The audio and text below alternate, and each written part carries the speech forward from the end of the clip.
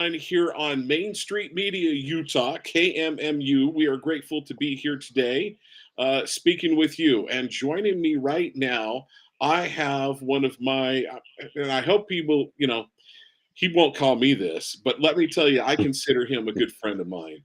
Michael Letts of Invest. Same here. The same here. Okay, well, what do you know? Michael, your check will be in the mail. Don't look for it anytime soon. Like Michael Letts is the founder and president and CEO of Invest USA. And you can go to investusa.org. It's a national grassroots nonprofit organization that is helping hundreds of communities provide thousands of bulletproof vests for their police forces through educational, public relations, sponsorship, and fundraising programs. He has over 30 years of law enforcement experience. All right, so what I really want to get him on, there's a couple things that hit, and we'll see how much time we have, because after I also have Trent Christensen that is running for Attorney General that will be for the majority of our show today. But I really wanted to get in Michael Letts because I think he's absolutely important. He has the national scene down. So there are three things I want to talk about. The first thing I want to talk about is the parents of the school shooter that was sentenced for 10 to 15 years. Then I want to talk about what happened in Israel, what your thoughts are there, and also want to talk about the ship.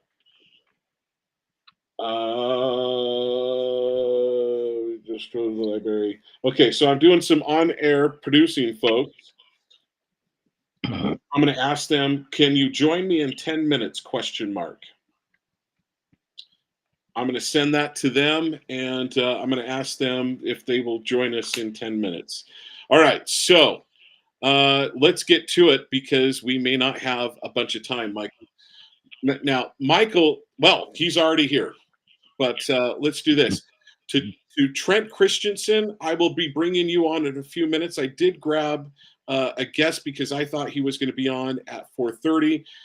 Trent, we're going to take a few minutes and just cover a couple of national points. In fact, I'm going to bring you live because I'm more than fine if you want to make some comments. Michael Letts he works for the organization, and if you wind up becoming the Attorney General of the state of Utah, you need to know Michael Letts. He is the founder of Invest USA. He gives active shooter vests to law enforcement. Wow. It's a nonprofit organization. People donate money to his organization, but I bring him on to talk about national topics. So there's three national topics that I said I wanted to talk about. I wanted to talk about the school shooter up in Michigan's parents being found guilty. I wanted to talk about to him about the let's see. I want to talk about what's it called? The ship, the container ship that hit the bridge in Maryland. And then I also want to talk to him about what's happening in Ukraine. Trent, I'm more than happy for you to share your thoughts. We are still going to go through our 20 plus questions. Trent, free to join in. And then I just got a text message from Diana. I don't know if she's sitting next to you when it got to me, right? But it says absolutely setting up now. Here we are. So you're in. Let's go. So Michael Letts, we may go to about 4:15, 4:20 or something like that. Michael Letts is being very gracious and saying, hey, I'll come and go when you need me to. So Michael Letts, let's talk about what happened up in Michigan. What are your thoughts there about these? This is the first time that I'm aware of in America where we have parents that are being criminally charged because of their older minor child shooting someone in a school shooting. Well, they were not only criminally charged, they were found guilty, and now they've been sentenced. So, I mean, the process is over here. It provides a very unique situation, John, from this standpoint. We have always believed from a law enforcement standpoint, and I'm sure probably Trent probably agrees, that, accountability is key when it comes to law enforcement, when it comes to public behavior, public policy. People have to be responsible for their actions, okay?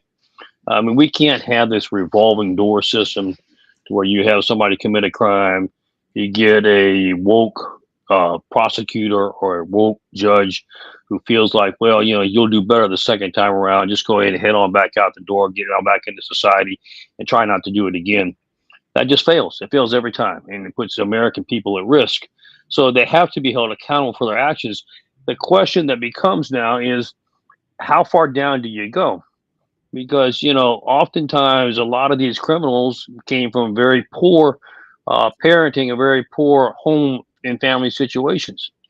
So at what point in time do you hold parents accountable for failing to properly train up a child? Now, it opens up such a can of worms, John, from this standpoint. If you have the ideal family situation, a father and a mother, and they provide discipline to their child, even then you have seen kids who have been brought up in great home situations that rebelled. And quite frankly, did disastrous things. So do you say, okay, I'm only responsible for my child's behavior at, say, 9 or 10 or 12 or 13, and then from that point on, they're responsible for their own behavior? Is it 18?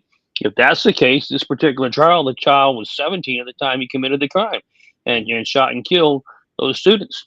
Obviously, what came out in the trial was he had very poor role models of very poor parenting to go along with it. He had expressed his desire to take out his frustration. He was going to do this or that. The parents didn't respond.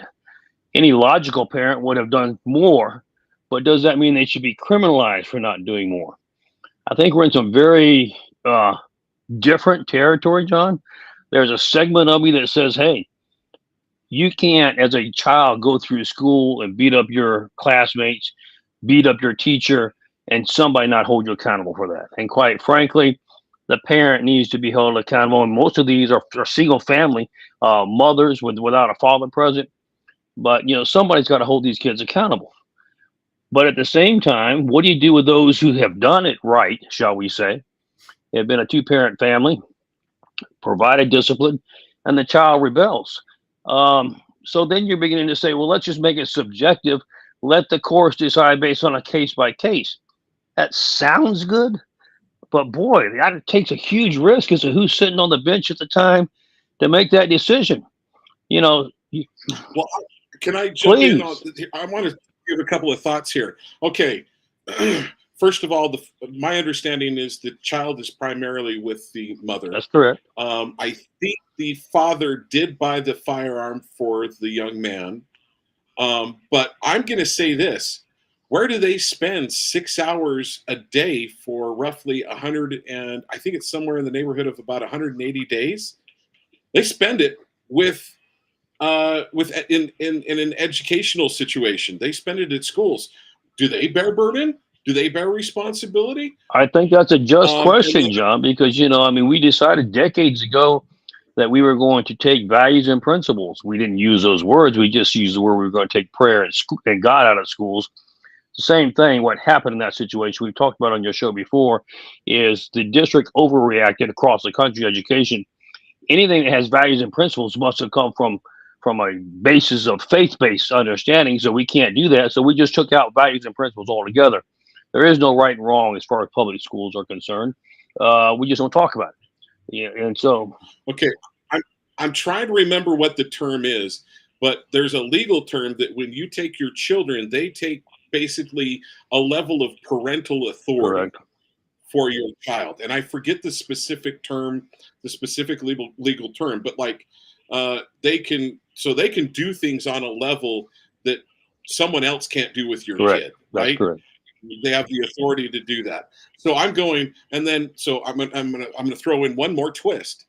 There has been a whole lot of shootings where parents have been aware that their criminal children have had firearms, drugs in their home, and they have gone and shot up the neighborhood. And yes, I'm pointing to gangs. Right. I noticed that, and I guarantee you this has happened in Michigan, and no parents have been criminally held responsible. So I'm going, if you're going to apply laws, you need to be consistent across the board. If you're going to apply things, it needs to be carried consistent across the board. So I'm going to share those. I'm going to make, those are my thoughts, and I'm not going to bottom line it yet. Those are my thoughts. Michael, I'll let you comment, and then Trent, I want your I'm thoughts going to on defer this. to Trent on that one to begin with. I mean, I've got some more comments, but Trent, I'd love to hear what you have to think. Well, Michael, I agree with everything you said. You know, the interesting part of these laws is they're obviously trying to deter something, right? It's the principle Correct. of deterrence. That's why you have a law like this. But what is it that they're trying to deter? That's what I don't understand, right? Is it that the father bought the son a gun? Is it the parents to son? Is it what's the specific action that had they taken it, they wouldn't have been found criminally liable, right? And Michael, I'll play off your earlier point. You know, there was a lot of kids, a lot of studies done during the pandemic, kids that were gregarious, had good grades, came from good families, right? The pandemic happens, and all of a sudden you've got epidemics of depression, anxiety, right? And a child goes and it gets access to their parents' gun, and all of a sudden, you know, commits a crime. Well, what is the action that you're trying to deter, right? Because the harm happened during the pandemic when you shut them in Zoom school for, you know, a year and didn't let them see their friends, and they couldn't go to grandma's funeral, but you had BLM marching down Main Street and torching cars in Salt Lake, right? Right, exactly. And now these kids know that they don't have a future. They're not going to be able to afford a middle-income home. The economy's in ruins. You know, there might be World War III. They're depressed, right? So you do this, you hold the mother criminally liable. What am I trying to deter with that action? Because that's actually what's scary to me. If we come back and say what we're trying to deter is X, you know, is guns being purchased for children or guns being purchased in homes at all, well, then that is such a broad scope of Correct. now you can take that and the government can use that anywhere for anything, right? So I don't blame them for trying to do something to say, look, the parents have to be more responsible, but you're just opening up a huge can of worms with this. Well, let's take this all the way back to Columbine. Sure. Okay, you've got multiple. I believe multiple of the parents were some form of government. They worked for the government, I believe, correct. And psychologists on top of that, and their children go out and shoot up a school. You're telling me they didn't see warning signs? So I'm like, this is what it is. Some woke judge in some woke county in some woke city decided he was going to go, and some woke prosecutor said, we're going to do this because we know we're going to win. I think this is absolutely a nightmare. I think this is wrong. It's one thing if a father would have said, hey, son, let me train you on how to use this firearm, and let me train you how to go through a school and shoot people. Okay, absolutely. I mean, listen, I'll be the guy that pulls the lever. But short of conspiracy, because that's what you're describing is conspiracy, right? But the father was actively involved in a scenario where the child then goes and acts out the plan that the father helped him do, right? But that's that charge already exists, right? You don't need a new law for that. But to try and to your point, extrapolate back. Well, is it the parents? Is it the church teachers? Is it the school? Is it the principal? Is it their first grade teacher or their second grade teacher? Right? Where do you stop? Where do you stop like something like that? And the only place you stop, Michael, to your point, is the judge, right? Right. Whatever the judge says, that's just what's going to go, and that is terrifying. It is no question. And tying it in with what Trent and what John are saying, I think we can easily capitalize on this. You know, if there's an issue, it needs to be debated, and it needs to be done in the legislature and proper laws. When case is proven that law is needed or whatever, we go from there. But to just empower judges to be activists, we got enough of that on the bench now. God knows we don't need any more. Yeah. Well, we got activist prosecutors first, then we've got activist judges. A judge, in my opinion, should have said, he should have tossed this out. Should have never have made it. Okay, so what really sucks in being, so folks, welcome to Main Street Media Utah. We have Trent Christensen running for Attorney General. I interviewed him yesterday on K-Talk Radio. Trent, not only that, I called Diane, so always I apologize to you. And I called you by a different last name, but just so you know, the last name I do revere and I do hold in high esteem. So Trent Christensen is running for Attorney General here in the state of Utah. We have the Republican state convention coming up on the 27th. Trent is a candidate, and I want him before my audience for consideration. Okay, so here's what I hate in life. I hate it when it's obvious that I'm the dumbest man in a room. Just so you know, I am the dumbest You're the only one in the room. But I'm also the smartest. I'm also the smartest because there's no one else in here with me physically. But I've got two other great, very intelligent individuals joining me on the screen. So, audience, the important people are Michael Letts and Trent Christensen, and I'm grateful they're here with me today. All right, so let's move on to the next one. Michael Letts, you were the first one. I kind of initially had the thought when that ship hit the bridge, I'm like, could this be nefarious? I mean, it did happen right after the Moscow terrorist event, and Moscow was saying, "Hey, there's fingerprints of Ukraine and maybe even the United States," and I'm like, "Ooh." And so that was the first thing that came to my mind. Then, as I'm on my way into K-Talk, I hear on the national news that the governor has come out and said, no question, that there is no signs of terrorism. Now, okay, so I get on the show with you and you say, hey, most like John, I think this was a terrorist event. I'm like, what? Then I also hear in the next break that the government doesn't want us questioning the events surrounding this. And they don't want to share in the videos except for on actual evening type news. I'm like, ooh. Yeah. So you said this. You said you think that there was a significant likelihood of a terrorist event. Now, moving towards just released in the last couple of days, the FBI is involved. Yeah. Well, the FBI has finally had to admit that they made a mistake. And quite frankly, we knew, of course, I've had service in the intelligence community as well as, federal agencies. And for them to come out within a matter of an hour to 2 hours right after and say that there was no terrorism involved is just literally impossible. I mean, you cannot investigate, you cannot know all the facts within that amount of time. Mm-hmm. And then as the intel sources begin to share with me, my inside sources, there's just too many questions that came up, and we discovered there was a 2-minute gap in the black box. The ship was never in the shipping lane to begin with. I've seen the blueprints of that boat. It has 2 generators, one kick in right after the other. If there is a power loss, there's a manual override system on the driving if it has to occur. Too many things happen. We know that China has had the ability to hack in the past into the operation systems of ships. Same thing happened in Brooklyn. Now let's talk about, there was a cargo ship in New York. Same thing happened. Shut it down. And of course, it was too heavy to actually hit any of the pylons. It stopped in the water before any tragic accident could occur.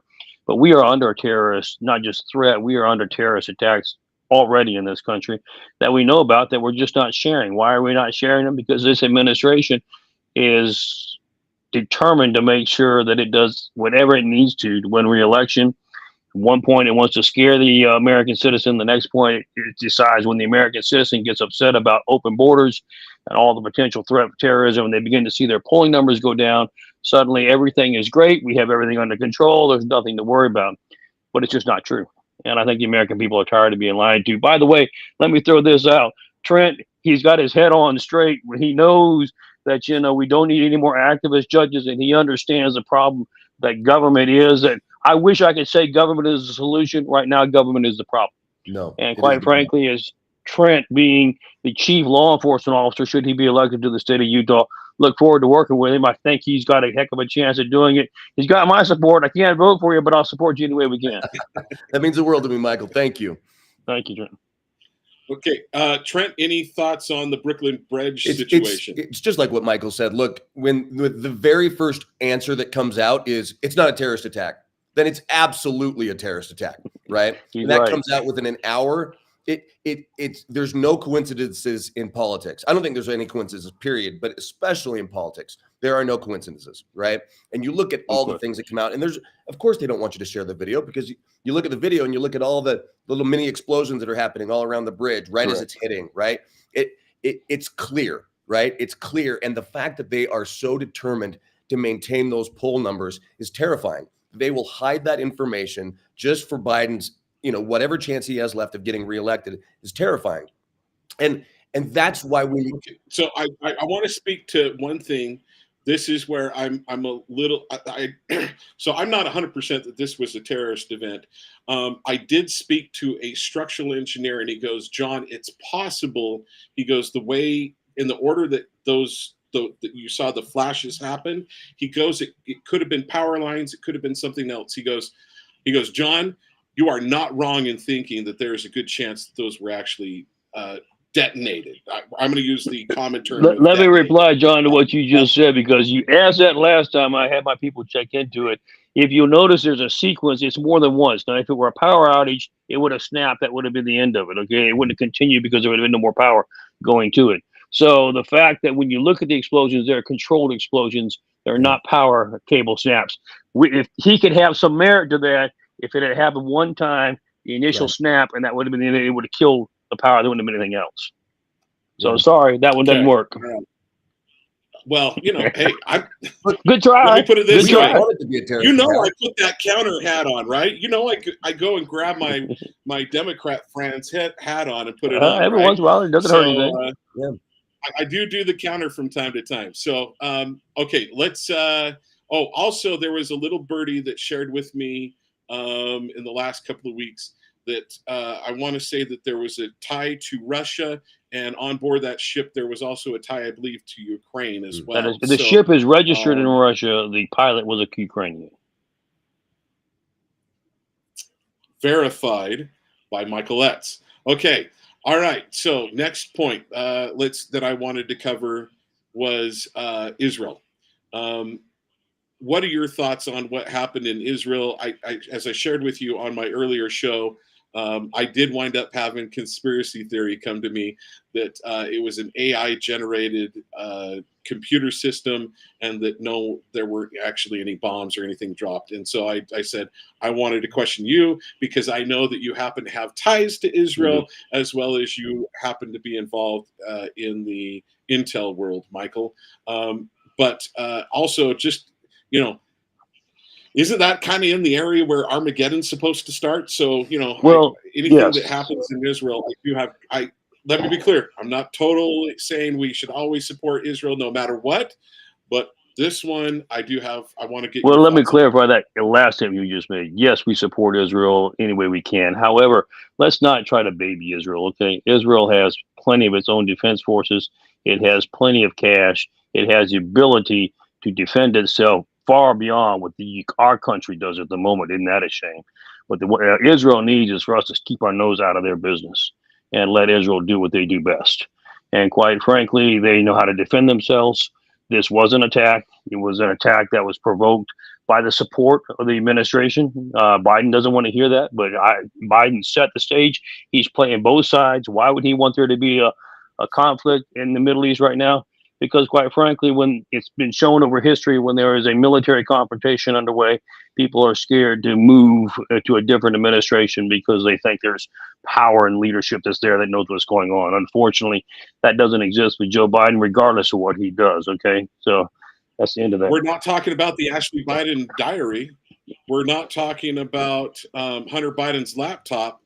We're not talking about all the millions that were received by Burisma and so forth. So it takes some of those subjects off the table as well. It takes a lot off the table. And quite frankly, what was clearly demonstrated is we have the capacity, our intelligence agencies and our Department of Defense outside of Biden. Biden can try to create credit. He can't find the exit door, so he doesn't get any credit for anything.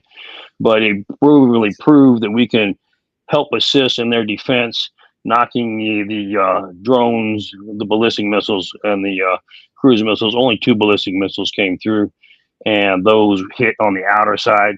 No casualties, and the infrastructure damage was minimal, hardly nothing at all. But what we need to do is understand that Israel will retaliate. They have every right to retaliate. They are not going to do it based on what Joe Biden tries to pressure them to do. And my advice to the leadership, which I have been in communication with in Israel, is the greatest part of retaliation: do us all a favor in the world, knock out their nuclear capabilities. And quite frankly, I think Israel is poised to do that, and I can see that coming here very shortly down the road. Does that start World War III? Nuclear facilities do not. Going after their population centers would. So it has to be measured retaliation, but I don't think anybody's going to weep over seeing Iran losing its nuclear capabilities. Trent, any thoughts you want to we'll talk about. Look, under Trump, Iran was broke and we had peace. Correct. And under Biden, all of a sudden, we do a hostage exchange and they get hundreds of billions of dollars released, right? The Biden administration absolutely knew what would happen. They wanted it to happen. They were goading it into happening. I mean, this is a war of weakness at best. This is a war of Joe Biden's weakness being demonstrated in the Middle East and them taking advantage of it. And the worst case scenario is that China hurries and does it to Taiwan before Trump gets back in, right? It's That's a correct. war of weakness because the United States wasn't there to stand as the bulwark between these countries doing these things, right? Wouldn't have happened under Trump because the Iranians just didn't have the money to do it. The Iranians funded everything that happened on that first terror attack. I mean, yes, they just bombed Israel. That's their first direct attack, but they've been funding everything else. And had Trump still been in there with his policies, they still would have been broke and they would have been waiting for the money to pull off an attack like this. So can I give the counter, Please. gentlemen? Go ahead, Can I please. give the counter to this a little bit? And I'm hearing it both on the left and the right. So when Israel attacked what was it? Not the embassy, but it was Yeah. what? Because it's not. Pardon me? You talking about the embassy where the Iranians were congregating their two Yes. generals? Yes, that's correct. It was an embassy. Yes. Okay, so it was That's an correct. embassy. I thought it was like a domicile or No. what's the consulate? I thought it was a consulate or something along those lines. Okay, so it was their embassy. So Israel attacked that. Then what Iran does is they shot off their slow-moving drones, basically, and so this was their response in trying to save face. Now, what their hope and because they let the United States know ahead of time that the attack was coming, that was a form of we need to save face within our own country and surrounding countries. However, we're trying to save face and de-escalate. Any thoughts there on that one? Iran never wants to de-escalate. Okay, that would not be accurate. Another quick thing is they didn't actually bomb the embassy. It was within the complex inside the embassy's compound. Yes. But they complain about that, but they're the same ones that funded when our embassy was bombed in Beirut, and we lost hundreds and hundreds of American So the soldiers. bottom line is, in my opinion, I thought it was a stupid thing for Israel to do. It is known you don't touch an embassy. I mean, there's a reason why here in the United States, in Washington, D.C., people that have diplomatic immunity have killed people, have run people over, have gotten in accidents because they were drunk driving and raped and murdered. Right. We let them go because of diplomatic immunity. We can kick them out of this. We can kick them out of the country and say you can't be here, but we don't hold them. We don't hold them accountable. I understand your sentiment, John, but I will tell you this: when you have two prime targets that have caused the deaths, through their militant actions of hundreds and hundreds of Israelis and other people around, it was too good of a target to pass up. It's just true. It was too good of a target. Trump would have done the same thing. I mean, it's like saying that some of the bombers that flew the planes on 9/11, that some of them escaped somehow and they ran into an embassy, right? Right. Or that Khalil Sheikh Mohammed had run into an embassy. Oh, well, dang it. We can't touch him. Like, you tell me an American that wouldn't have gone after him in that scenario. Exactly. I mean, I appreciate what you're saying, John. In a perfect world, that's a great position to take, but we're not in a perfect world. Spoken like a guy that's in special forces. Too good of a target to pass up. That's what cracks me up the most. That's true. You want to hear the truth? You don't happen to know any. You don't happen to know anybody in special forces? Quite a few. Yeah. Quite a few of my guys. All right, Michael, you've been with us for about half an hour. Thank you for being willing to come on at short notice. Sure. Trent, I apologize. I was trying to fill the time, but I thought you weren't going to be here. I thought you weren't going to be here until 4:30. So, but this worked out well. We got a couple of points across. We got a couple of talking points. People got to see you outside of just the attorney general mindset, with the exception of maybe the young man parents that were found guilty. And how many years are they going to be in jail for? What are they facing? Depends on the sentencing, Michael, what are they They're facing? facing from 5 to 15. I believe they're going to each get 10. Oh, man. All right. Michael Letts of Invest USA. once again, God Thank you. bless And let me Thank tell you for Trent, doing thank you for being willing to try to serve as the chief law enforcement officer for Utah. God Thank bless you. God bless your men and ladies that are out there. Invest stands behind those people. And we're here to help you any way we can. Let's keep these people safe, bring them home to their families. God bless you. God Thank bless you. America. Y'all have a great evening. Thank you, Michael. Thank you, brother. Take care. All See right. you, Michael. Bye-bye. Bye. All right, Trent, let's get into it. So Trent Christensen, once again, is running for Attorney General. He has the endorsement of Michael Letts.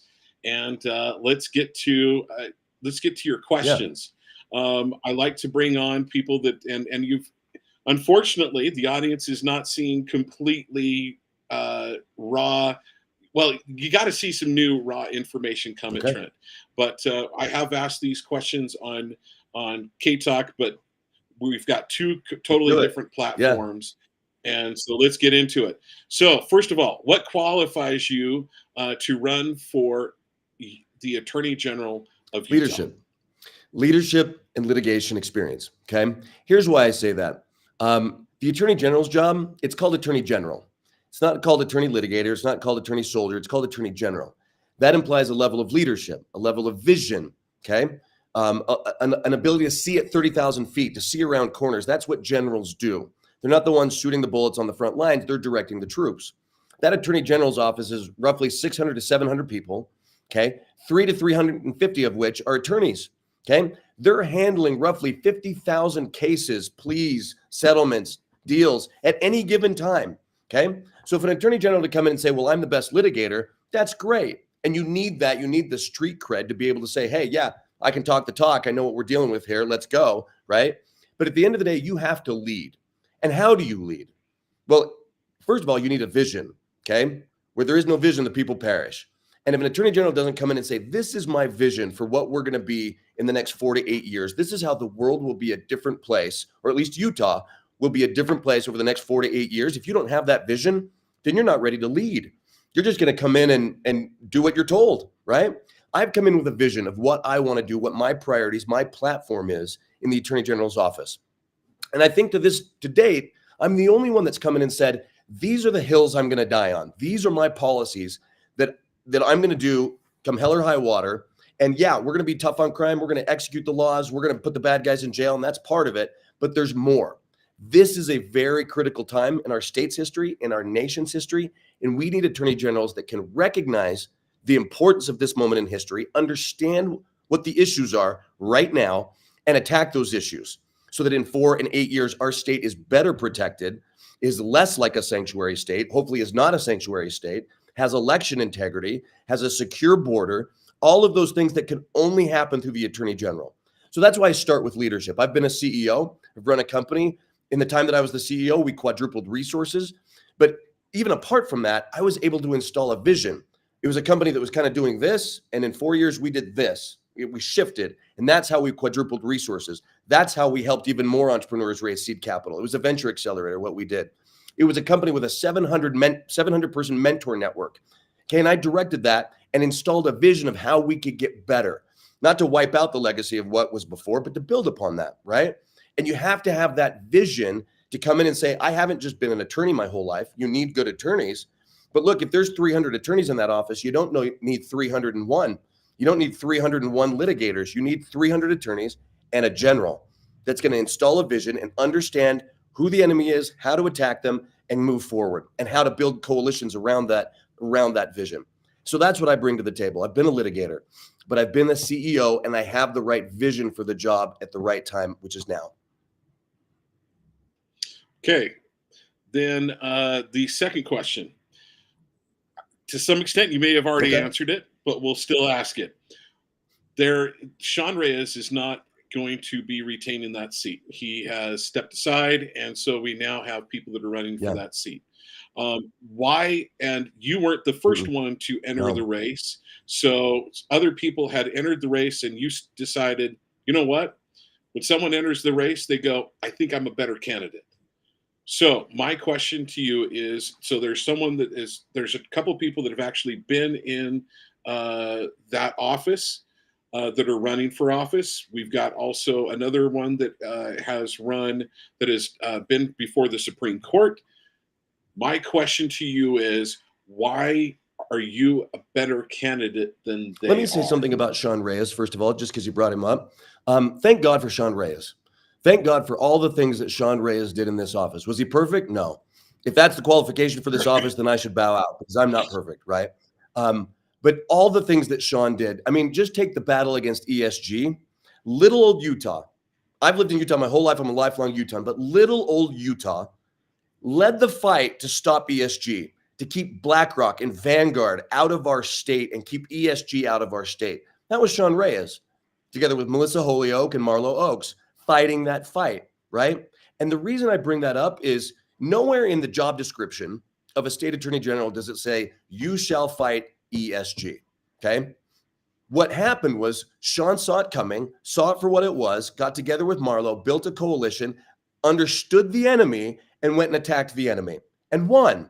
Now, is it dead? No, because the left never sleeps, right? So the next attorney general has to be able to see that for what it is and attack it, right? Just like Sean did. Sean saw the problem with sex trafficking, right? He didn't just, okay, let's go litigate it. He had a strategy around it. He went and created a specific division with attorneys that were very specialized in that area, gave it specific resources, right? Went to the legislature, asked for specific laws.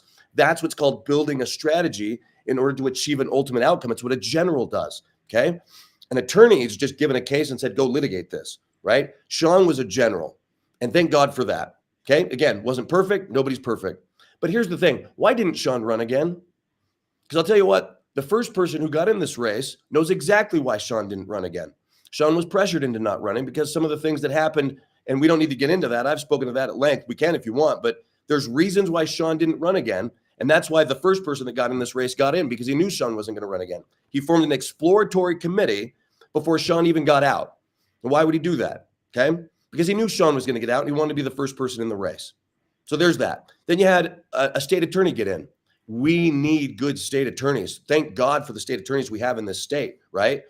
I mean, we have state attorneys that could be working anywhere in the world. They could be working at any law firm. They choose to work here because they believe in the cause, right? But again, if you're an attorney, if you're a litigator, you've never had the office of leadership, okay, you're not going to know how to do that. How do you lead an office of 600 people, of 700 people, okay? And then, yeah, we have another very experienced litigator. The two people that I'll probably hire the very first when I become attorney general is Frank Mylar and Rachel Terry. Unbelievable experience, good people, good values, okay? But this job requires a general. Now, why am I better? I've said this time and again, and people think I'm a little cheeky when I say it, but one of my top traits is I have never, ever worked for the government, ever. It has never been my job to advance the agenda of the government. It has never been my job to attack families for the government like DCFS or to go after entrepreneurs like the Division of Securities. That's never been my job. My job as a litigator, but also as a CEO in many respects, was to protect individuals from the state. And that has to be the focus of the Attorney General. My job isn't to advance the agenda of the state, is to protect the people and their rights from the state, even from the power of my own office when necessary. And if you don't have that mindset, if your entire mindset has been, how do I advance the agenda of my division of the Attorney General's office? Or how do I advance the agenda of this regulatory agency so we can get a bigger budget next year? Okay. You don't just flip the switch when you become Attorney General and all of a sudden you're all about individual rights. That's a mindset that's built over time. It's an instinct that gets built. Okay, so you just said protecting individuals from even my own office. What do you mean by that? So prosecutorial reform is the biggest thing that I mean about that, okay? Do you know the number one way, the only way that prosecutors get raises or promotions in the office? In any office, really. I'm going to guess because they win cases. They win, okay? And do you know what's considered a win? A plea. A plea is considered a win, okay? So if I go into court and I have 10 cases and I can plea out 8 of them, great, that's 8 wins. That's more tallies that I can hopefully get the next promotion, right? And that the focus is not on how do I protect individual rights, how do I do the right thing? It's on getting wins. So there's cases that have come up. I've got an attorney friend that said the bottom line is both a prosecutor and a defense attorney can both win at the same time. The defense attorney can say, well, you didn't get 20 years, I got you 2. Yep. And the prosecutor can say, I won because we got a conviction. Yeah. What if that person shouldn't have had any time? right? I mean, who decides that? Is that up to Absolutely. the prosecutor and the defense attorney to come up to a deal and go to lunch and say, hey, this will be a good deal. Let's give him 2, right? Or is that up to a jury? There's a reason we have juries in this country, right? It's the most unique American feature of our government out of everything. Name another country that has juries. It's so American that we would say we're going to be adjudicated by our peers, not by a judge who, by the way, works for the state, not by an administrator who, by the way, works for the state, not by anybody who works for the state. It will be our peers. It will be other individuals judging whether my individual rights get taken away. That is so purely American. And then for a defense attorney and a prosecutor to pat themselves on the back and say, well, we did a good job. Okay. Maybe, but did they do a good job by that person? That's my question, right? So you can do a lot with prosecutorial reform. You can do a lot with creating recourse for people that are coming when the state comes after them. I'll give you an example. DCFS, okay? If DCFS comes to your house and tries to take your kids away at gunpoint, and they do, what recourse do you have? I don't really have much of a recourse. I mean, you'd hire an attorney. It's going to be about 20 grand, okay? 25 grand, depending on the case. You could do it yourself. And that child's still out of my house most and likely. probably out of your house for about 8 to 9 months, okay? While you hire this attorney for 20 grand to try and fix it. Or you can do it yourself. You can try and argue it yourself, okay? Or you just take it. Those are your 3 options, okay? Well, there's a 4th option that nobody wants, and that's where you wind up dying because you say you're not taking my kids. And there's that, right? So a couple of really bad options. So what level of recourse could there be? Should there be? And that's what I mean by against the power of my own office. The Attorney General is the top regulatory agent of every regulatory office there is, of every regulatory branch, every one of them. So, DCFS, Division of Securities, Department of Commerce, USBE, all of them. And so the Attorney General can say, no, we need to have a system by which there is recourse for people who can't afford an attorney or who need some sort of recourse to have their cases reviewed. I learned the other day there are 700 cases in Utah every year in which the state tries to terminate parental rights. 700 cases. Now that's a lot. Now, are some of those justified? Probably. There's bad parents out there. 700? That seems like a lot. I think there needs to be an audit of the complete DCFS, top to bottom, financial audit, forensic audit. Where do the kids go? Where does the money go? What level of recourse do parents actually have when they come for you? And that's what I mean. When I say my office, I mean every regulatory agency out there. These regulatory agencies, John, you know how they work. They are a fiefdom, a kingdom unto themselves. They make the rule. They decide what the rule that they just made means. If someone tries to go against the rule, they adjudicate the rule based on their interpretation of their rule, right? And then if there's an appeal, it happens within the regulatory agency that just determined the meaning of the rule, okay? All the cards are stacked against you. So at that level, you have no recourse. You could hire an attorney, but man, good luck. And that's what needs to change. The individual rights of the people are not paramount to these agencies, right? Their agenda and their budget is what's paramount. And that has to change. And again, if your entire career has been, I'm going to fight for the state, that's good. We need attorneys that fight for the state, but it's not the mindset I think you need an attorney general who's going to pull back on the reins and say, no, we're going to focus on individual rights first, foremost, and always. All right, let's go to question 3. That's a long question to answer. Most important. What's that? that? That was a long answer. That's okay. As we found yesterday, the questions have a tendency to speed up because of what you've already covered. What's the most important thing you do as an office holder of the state of Utah Attorney General? Put the bad guys in jail. You're the top cop. That's it. Everybody knows that the Attorney General is the state's chief law enforcement officer. But again, that does not make them the state's attorney, okay? It makes them your attorney against the power of the state. And so when there's bad guys out there, yes, your number one job, okay? The number one base threshold of your job is to put the bad guys in jail and protect people, okay? But here's the thing. I can't actually do that by myself. Me and my 300 attorneys can't do that, okay? We need law enforcement and they need us, right? And that's a relationship over the last several years. I'm going to broaden it past that over the last several decades that's deteriorated. Okay. There isn't a lot of communication or trust between the prosecutor's offices and the county sheriffs and the local law enforcement. And I'll give you an example, if I may.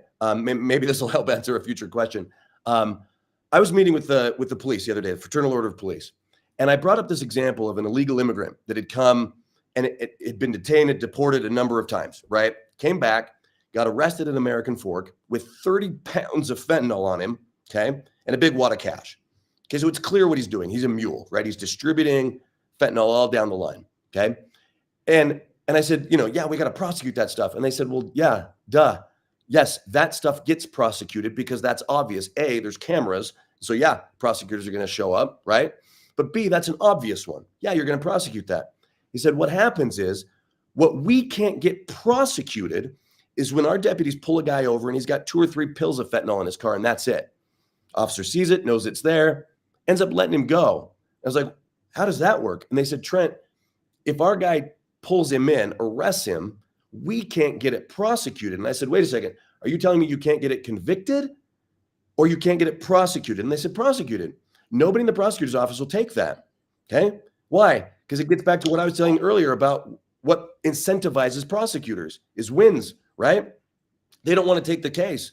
And so if you're a drug mule, hey, 2 or 3 pills, 5 pills, 10 pills, I don't know, you're probably safe. Don't worry about it. Don't carry around 30 pounds like that idiot, but you've got 10 pills in your car, you're going to be fine, right? And you don't stop the problem that way. And so there's no communication happening between the police and law enforcement to say, this is what has to happen. We need your help here, here, and here. So when I talk about building a strategy, I'm not saying I'm omniscient, that somehow I know how to do all this. I'm going to go talk to the police. I'm going to talk to the sheriffs. What is your biggest problem? And then what is the root of that problem? And let's attack that. And what we've come up with is fentanyl. That's going to be the number one issue that we attack on day one from a law enforcement standpoint, is we're going after the fentanyl. Any amount of fentanyl, it gets charged, it gets prosecuted, it does not get plead, and it gets convicted.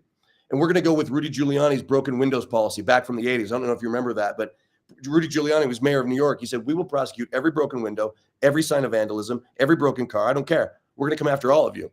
And did he literally prosecute every single one of those people? Probably not, but he sent the message, right? And the message needs to be sent. Don't bring that fentanyl into the state. I don't care that I-15 runs up Utah from Mexico to Canada. Go around, because it's not going to be in the state. And if you bring it in the state, we will find you, we will charge you, we will prosecute you, and you will go to jail. And that's not happening right now. Boy, I wish we had more time than we do, because I'd love to drill down on a few of those thoughts. But bottom line is, love what I hear. When was the last time you read the Constitution? It was a week ago. And I can tell you exactly why. My girlfriend asked me, hey, when was the last time? And let me rephrase that. When was the last time? Let me add on that. When was the last time you read the Constitution, and when was the last time you read the state Constitution? No, same. It was about a week ago. And the reason is my girlfriend, Diana, asked me, she's like, hey, when was the last time you read these? And I was like, you know what? It might've been law school. So I picked it up and I read them, and it's great. You learn a lot. You learn a lot from reading them. I don't think it was law school, but you find out the beautiful structural differences between Utah and the federal government, or the rights that Utah specifically allows in this state and disallows in this state. Some people, I remember in law school, people thought that the first year class, Structures of the Constitution, was a little dry, because you're reading the structures of the Constitution. The Constitution reads like a Monopoly box, right? It's the rules, Article 1, Article 2, Article 3. But as you start to learn the intricacies of how it plays together and how this checks that and why it checks that and all the principles behind it, it's a tapestry. It's a beauty. It's an inspiration. But, you have to kind of get into it to really understand it and to appreciate it that way. All right, let's go to number 5. Is it the place for government, if there was a level of, let's say, 5% death, to tell American citizens, you cannot go to work, you cannot send your children to school, we need to shut down shop? No. Is that the place of government? No. It's not the government's job to tell us what to do, okay? The government's job is to protect individual rights, period. Now, if they want to say, because the way you phrased the question was, if the government, is it the government's job to say, you need to do this, you need to do that, right? I have a problem with the government telling me you need to get your driver's license. You need to ask for permission before you can live your life, right? And that's maybe another discussion. But if there's information to be had, yeah, give us the information. Let us make our own choices. It's not the government's job to protect my health. It's my job. It's not the government's job to protect my kids. That's my job. Okay. And to the degree that we start to think that schools are meant to protect and teach our children, that the government is meant to protect us, we give away our ability to be sovereigns. We are sovereigns as individuals. Okay. So how does part of the job of the federal government and the state government, we have police, we have soldiers, part of the government is to protect citizens. Where do you go? And then it's my job, as you said, I totally agree. It's my job to make sure my children are educated. It's my job to make sure that I protect my children within my home. Someone tries to get in my home, it's my choice whether I blow their head off or I let them in and I feed them a cookie, as it were, right? So that's my choice to do. Yeah. So there's this principle of your rights end where my nose begins, right? So, you know, in any instance where people are exercising their individual rights, but there's some sort of disagreement, it gets violent, whatever. Yeah, you absolutely need a police force. You need some sort of force that's going to enforce the laws. That's the entire premise behind the executive branch. They execute the laws, right? There have to be laws in a civil society, right? And some of those laws are going to be valid, right? I mean, you take driving laws, right? You have to have rules for how to drive so people know and expect what's going to happen when I drive down the road, right? But what I don't need is the government telling me how to live my life based on what they think is best for me. I mean, that's the entire principle behind these 15-minute cities that are coming our way, unless we have an attorney general who understands the concept and is willing to stand up against it. That's the government in a very minute way digging into your life and telling you exactly how to behave in every different scenario, okay? It's Orwellian on steroids. And so just to take your point, you can take it all the way to 15-minute cities, or you can take it all the way back to the pandemic. Either way, the government telling me, here's information, now do this, is not okay. The government saying, here's information, act accordingly. Thank you. I appreciate that from my government. Excellent. When a group of people or a person comes to you and asks you, will you support this legislation? Will you support this position? Will you go after someone? How do you decide whether you will support a position? Well, it always starts with the Constitution. Okay. You always have to run it past that. Let me mention something really quickly. One thing that I want to bring back that we used to have in this state is a constitutional note on every bill. People know, if you follow bills, how bills are made into law, right? At a certain point, the fiscal office, the legislative fiscal office, attaches a note to the bill. And that note says what impact that bill is going to have on the budget, positive, negative, or no effect, right? We used to have a division in the Attorney General's office where a number of attorneys would review every bill for its constitutional impact.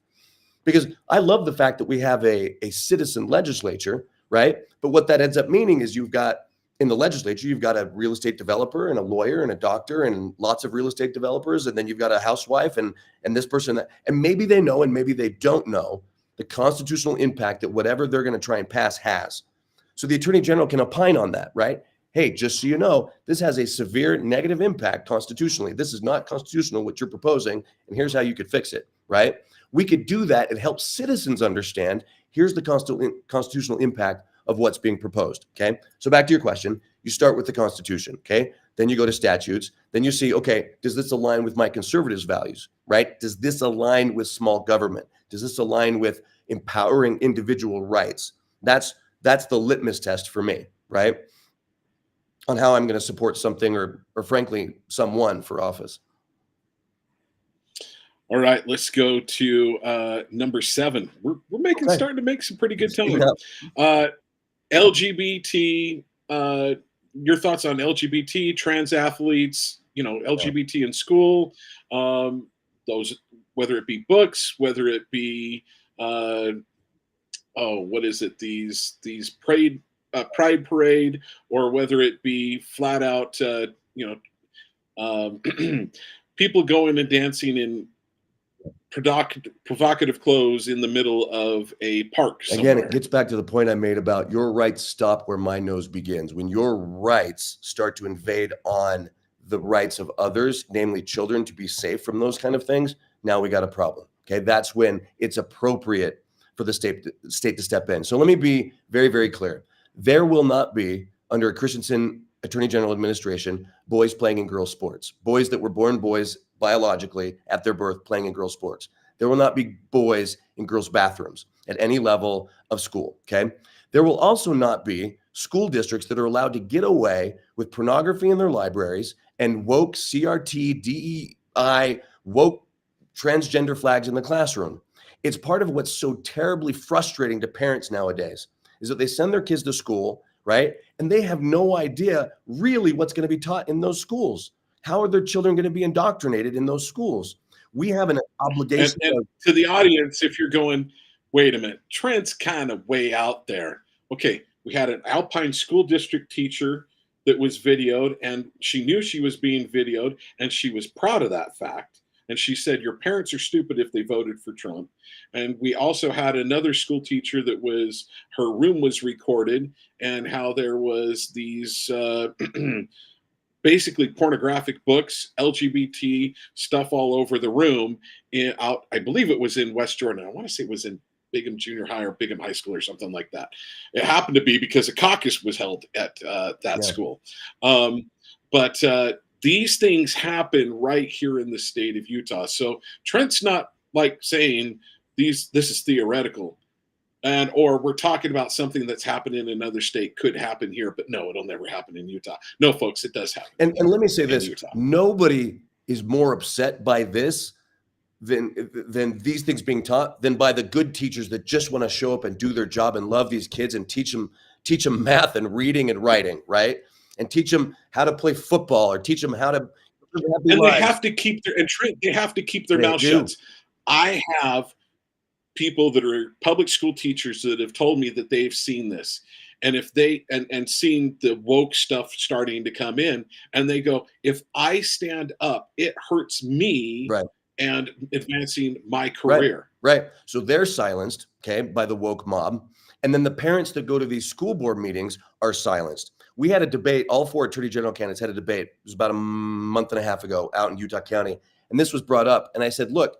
When you've got CRT being taught in the classroom and you've got transgender flags, that's sort of like in the timeline of the problem, that's here. That's at the end, okay? There were so many steps before that we could have gotten involved to stop that.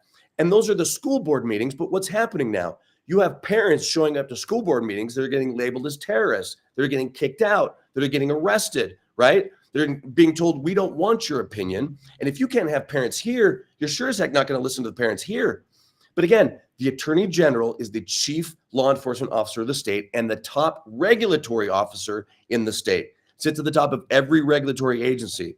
And if there's anyone that can make a difference in this position, it's not your local legislator, and it's not apparently the governor, it's got to be the Attorney General. The only person that's going to have the power to step in and say, this is going to stop, and it's going to stop now. You talk about the drag shows that happen down in St. George. We have every law in the book that we need to book those people for whatever happened down there and say, this is not happening again.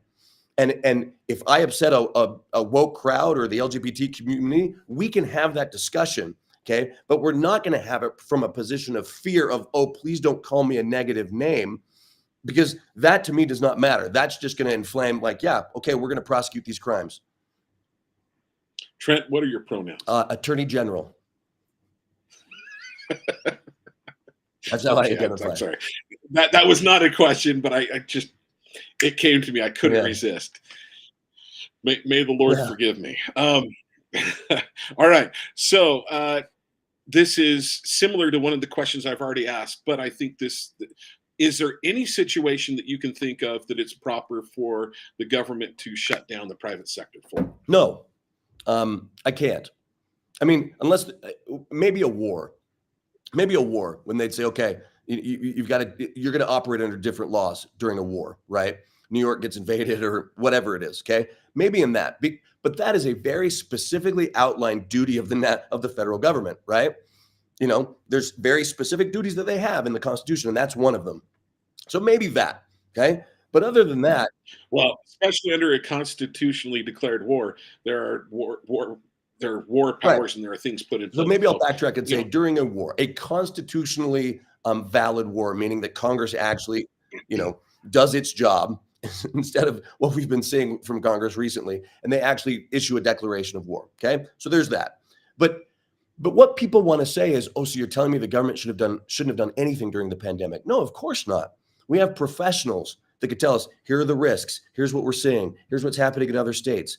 Act accordingly. Okay, and people could do that. That's on us to do.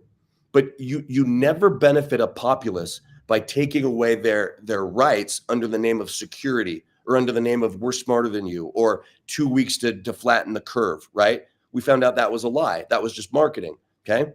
So, and I've said this before as well, and I want to bring it up in this context.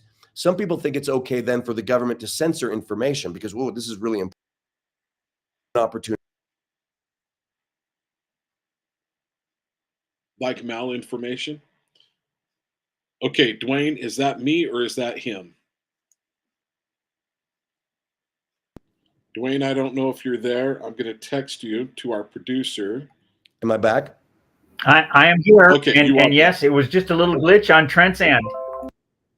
Okay, all right. Okay, back up censored. To being censored. Okay, so what I was saying is, even if it's bad information, okay, I never think it's the government's job to censor information. I mean, I think that's pretty clear in the Constitution. What I would say is you don't combat misinformation with censorship. You combat misinformation with more information, okay?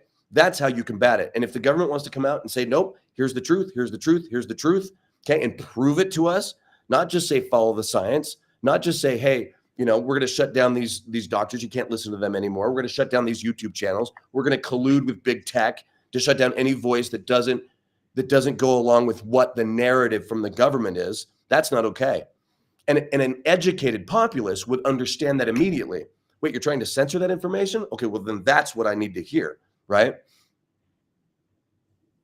Okay, so real quickly, folks, this is Main Street Media Utah, KMMU, and you're either able to see this on X. We're broadcasting live right now on Rumble, X, YouTube, and our website, kmmu.org. Now, real quickly, I also want to give out the call-in lines. We don't have a lot of calls right now, but if someone wants to call in and ask Trent a question, we'll do that. The phone number is 385-899-2134. That's 385-899-2134. We will take phone calls from the audience. We'll take a few. I'm going to ask you to keep them short, keep them brief, because as you can see, there's a lot of times I want to jump in here and I want to give my thoughts, but no one wants to hear from Talk with John. They want to hear from the person running for Attorney General. Okay, so, but that being said, your questions we do want to hear your questions to ask Trent, and but heaven knows, I've got 23 standard questions and we've got a few extra ones because it's specific to the audience. And I also want to say real quickly, thank you to Michael Letts for joining us. That was great to have him. Trent, thank you for being gracious and allowing him on. And I'd love hearing your comments. So yeah. People, you definitely will want to listen to this entire interview because that little bit of back and forth with Michael Letts was great. All right, so next question. Who did you vote for? So I want to go back to a few last election cycles. The first election cycle I want to go back to was 2016. Just curious on who you voted for in the primaries. Was it Trump? Was it Ted Cruz? I want to say, well, who else was in there? I think Marco might have still been in at that point. No, I voted for Marco. I want to say was still in there. And also McMullen was wound up being there, kind of not. That's smart. Yeah. No, I voted for Trump. I voted for Trump. Are you from the South by any way? My grandmother used to say that. It's the nicest thing I can think of to say sometimes. So that's what I go with. Yeah. Bless his heart. Bless her heart. What? Bless their heart. Yes, I love that statement. Yeah. Okay, so you voted for Trump. All right. Then in 2020, there were 4 people that were running for the Republican governor's office. It was Cox, it was Wright, it was Hughes, and it was Huntsman. Who did I you voted for vote Huntsman initially? Okay. So far, that's the only area that I've found disagreement with you. Mitt Romney, Mitt Romney, there was Mike Kennedy or Mitt Romney. Who did you vote for? I voted for Mike Kennedy in the primary, but I'm going to admit this. I was a state delegate that year, and I voted for Mitt. And I wanted to make that clear because I didn't feel like, so we asked these questions yesterday, and I wanted to be clear on that. I voted for Mike in the primary, and I voted for Mitt at convention. I wanted to see that battle. I knew Mitt would lose at convention. And I knew that Mike had the right principles. I really hoped that Mitt was who he said he was going to be. I really hoped that. I felt that. I wanted that. I knew he could go in. And if he really was who he said he could be, he could do a lot of good. I mean, he could walk into the Senate and have a lot of power immediately because you have power in the Senate by your ability to fundraise, period. That's it, right? Doesn't matter. He's a junior senator. He can out fundraise Mitch McConnell, okay? And he could have a lot of power. And I knew he could do a lot of good. And I hoped that. I was disappointed with a lot of things he did. But no, I wanted to make that clear. I did vote for Mitt as a delegate, but I voted for Mike in the primary. So I kind of voted for the underdog in each scenario. I knew Mike would win at convention and that Mitt would win in the primary. But Trent, I appreciate that level of integrity. I appreciate that very much. And then I'm going to go to, I believe it was District 4 you happen to live in. So I'm curious on who you voted for. And I'm chuckling because I already know the answer. And there's a little bit of a funny backstory. And I'll let the audience in. So if I remember correctly, for District 4, there was Burgess Owens, there was Kim Coleman, and I couldn't remember who else there was. It happened to be Trent Christensen. Okay. Who did you vote for? I voted for myself. Boy, I'll tell you, it's a trip. If you've never had that experience to see your name on a ballot and mark that box, that is a trip. No, I voted for myself. I didn't end up winning, and I just immediately supported Burgess. You might remember that was the race where the 4 of us, whoever won, was going to have to unseat Ben McAdams, right? And Ben McAdams was a solid Nancy Pelosi vote, and we had to take that seat back. That was a very critical seat for the country, and God bless Burgess for the work that he did. And it was during the pandemic here, so we did as much as we could, but the fundraising, campaigned with him, for him, told my supporters Burgess is our guy, and thank God he won. I think bottom line is Burgess is a better man than I. I told his campaign supervisor, you've got to have someone that runs an ad that says, I'm Burgess Owens. If you vote for me, you're not racist. I'm like, why didn't anybody do that? But and I told Bert, and he's like, John, it's about principle. And I'm like, okay. Well, you'll remember that was the year, and you might be referencing this, but that was the year that Biden was running, and he came out on that talk show in New York, and Charlemagne, that talk show, and he said, if you don't vote for me, you're not black.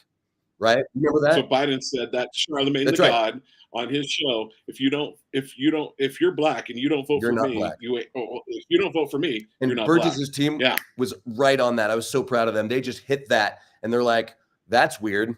Like it just blew it up with just like a 2-word text. Huh? That's weird. Pretty sure okay. So good for him, and glad that we have Burgess representing us there. He's a good man. Yeah. Yes, he is a good man. Your thoughts on January 6th? Do you believe that it was just Trump supporters that damaged the buildings and stuff, and that were riling up the think crowd? that was a CIA, FBI effort to damage Trump, to try and get enough evidence to indict Trump, to charge Trump with insurrection, because that's really the only legal charge that could keep him from running again. I think it was similar to what happened with the governor of Michigan with that operation to try and to frame some of the people for attempting to quote unquote capture her. I think this happens a lot. I think that was 100%. And the more that the January 6th tapes are released, and they need to be released, again, more information is always better, right? Release the tapes. I think people are going to see clearly what was happening there. Well, we're making pretty good time today. Now, this doesn't necessarily apply directly to the Attorney Okay. General, but as part of the 23 questions, thoughts on national debt? I think it does apply to the Attorney General, and I'll tell you why. As we go around campaigning, you listen to everybody's speech, right? I could give everybody else's speech, and they could all give mine, right? Because you hear them all the time. You do them all at the same time. And all the legislators that are running for something, that were in the legislature, or they're running for Senate, or whatever it is, governor, they all like to talk about how proud they are of how they spent our money, right? They get our tax money, and then they spend it, and they're really proud of how they did it. And they'll say things like, well, we balanced the budget, or we gave you the biggest tax cut in a decade, or something like that, right? And what I'm thinking is, how much of that money was balanced on federal money, right? That came out of federal coffers, because really that isn't federal money, it's federal debt. We know the federal money, the federal government isn't issuing money. That's just debt that gets added onto the 34 trillion, right? So you talk about the national debt, Utah's participating in that. We have a balanced budget amendment, but every year we come out and say, yeah, we balanced the budget. Well, really? How much of that was money you got from the federal government? Because that's technically debt. And let me tell you exactly how that impacts me. It impacts me and my office. I spent an hour with one of the county attorneys, and during the Lincoln Day dinner, we had this great conversation. And I said, tell me what it's like, a day of the life of you. And he said, Trent, it's frustrating. He said, I literally spend half my time writing grants to the federal government so they will give us money in my county to hire attorneys. And I said, wait a second. So you're telling me that without federal money, you wouldn't have enough money to pay the attorneys in your office to enforce state law? I said, that's right. So he begs the feds for money every year so he can actually do his job, but we've somehow got enough money for a baseball stadium. So when you talk about the national debt, that impacts the states. It flows down, it trickles down, if I can use that phrase, right? It impacts us. And every time the feds send us debt in the form of money, right, that comes with strings. And people talk about, hey, we got to get our public lands back from the government. Well, we should probably stop taking their money first, because that's the first thing they're going to say is, okay, you want to fight us on these things? Well, there's going to be some strings that we're going to pull here with all the federal money that we're giving you. So Utah we don't like to think of it this way, but every time we take federal money, we're complicit in what the national debt is, right? It's $34 trillion. How much of that is Utah's? How much of that is because a county attorney had to beg money so he could actually enforce the laws in his county because the state somehow couldn't find the money to give him, right? So yeah, I think it affects my office. I think it affects every American. I think it affects my kids and my grandkids. I mean, you're going to get to a point that triggers hyperinflation pretty soon here, okay? And it's the entire, Clowers Piven, right? Overwhelm the system. You keep doing that, you hit hyperinflation. All of a sudden, we become Argentina or some of these other countries that have gone through that. That's not pretty. So, well, we're not far away. Not. I want to say we're 34% of our GDP. Right. At that point in time, there's been many people that have gone over those numbers. When you hit more than like 114% of your GDP, it's always been bad. And so what happens when food prices go up, when inflation goes up, crime goes up? Does that affect the Attorney General's office? Yes, it does. Does that affect law enforcement? Yes, it does. The economy goes down, crime goes up, right? You want to talk to me about actual causation? Yeah, you can just draw it straight across. If we could get the national debt under control, bring inflation back down, actually, I don't know, like when Trump was president, right? You would see a reduction in crime. You could actually start attacking other issues because people aren't worried how they're going to buy eggs. It affects the Attorney General's office. And folks, there are people that are having a hard time buying food, like eggs. Yeah. All right. So we're on number 12, abortion. Yeah. 100% pro-life. Thoughts on abortion? 100% pro-life. I appreciate the laws that we have on the books, and I will stand by those laws 100%. I appreciate what the Supreme Court did with Roe v. Wade last year when they struck that down and sent it back to the states. I think that's an important thing to note right now. When that happened, there was a big outcry, right? People were like, oh, great. Now abortion's legal. No, it's not. It just means that your state gets to decide how they want to do it, which is called federalism, which is how we do things, right? That legal precedent, that case that struck down Roe v. Wade, that didn't just happen, okay? That was the product of decades of strategy, okay? And I'm going to get back to what I said earlier. That is the job of the Attorney General, The attorney general is not the chief litigator. They are the chief strategist in the office. They see the ultimate goals that they want to hit, and then they go after those goals. And so several attorneys general and several private citizens and private groups have the goal, we're going to strike down Roe v. Wade. And they built out a strategy. You go into this circuit, you go into that circuit, you're going to lose here, you're going to win there. But it also has a factor of timing. If you get your case all the way up to the Supreme Court and there's a 5-4 liberal majority, you're dead. Like, you lost because you didn't have the right timing. You go when there's a 5-4 conservative, or even better, a 6-3 conservative majority. Okay, now you got a shot. Again, it's strategy. And that same thing has to be applied in the state level. Okay, now I'll tell you, there are groups that are doing the same thing right now with Second Amendment cases, Chevron deference cases, LGBTQ, same-sex marriage cases, trying to work their way up to the Supreme Court to affect an outcome that's been, again, decades in the making. But that takes patience, and it takes somebody who's willing to say, I'm not going to fight every battle. I'm going to win the right battles to win the ultimate war. That's what you need in an attorney general. And so I always say experience is important. You got to start there. But experience isn't the end of the game, right? Experience doesn't get you across the finish line. Strategy does. Vision. Okay. Sorry, I know your question was about abortion, but just to answer that, 100% pro-life, and I will stand by our abortion laws. Education. It's important. Here's what I want to say about education. I keep hearing from parents all over the state frustration with the current state of education. Not because they don't feel like their kids aren't being educated, that they're just being educated in the wrong things, that their kids are showing up to school to be indoctrinated instead of being prepared for some sort of society that they're supposed to engage in later, right? And that they're being frustrated because they're not being listened to. You've got the state school board, you've got county school boards that essentially, like a court in a lot of ways, act as its own fiefdom. I've heard others say, look, we can't do anything to the school boards because they're technically our client. Well, that can't be the answer. You cannot tell me that the answer is that the school boards are supreme and cannot be overseen by an attorney general. That's not the answer. Because I'll tell you what I would do. If you heard of advisory opinions, you heard of these, okay? The governor or the legislature, lieutenant governor, whoever, can go to the attorney general and can say, hey, here's an idea. Will you please write me a letter on whether or not this is constitutional? Okay, great. It's kind of like the constitutional note I was talking about earlier. Get your attorneys, you write out a letter. Here's our analysis. Yes, it is. It depends. No, it's not. Whatever. Okay. The attorney general does not need to wait for permission to write one of those. Okay. If they see something wrong, they can just write one. So here's what I would do. I would go to these school board meetings, the county school board meetings, the local school board meetings with an advisory opinion in hand and maybe a couple of cameras and say, I know what's happening and you're not going to kick me out of this meeting. I'm the attorney general. Okay. And you're going to listen to this letter, this advisory opinion that I wrote, because you know what else advisory opinions do? They serve as notice. And I could read the letter and say, this is what I understand is happening in your district. Okay. And these are the things that need to change. And if they don't happen in the next 3 months, I'm going to be back and we're going to have a different conversation. Okay.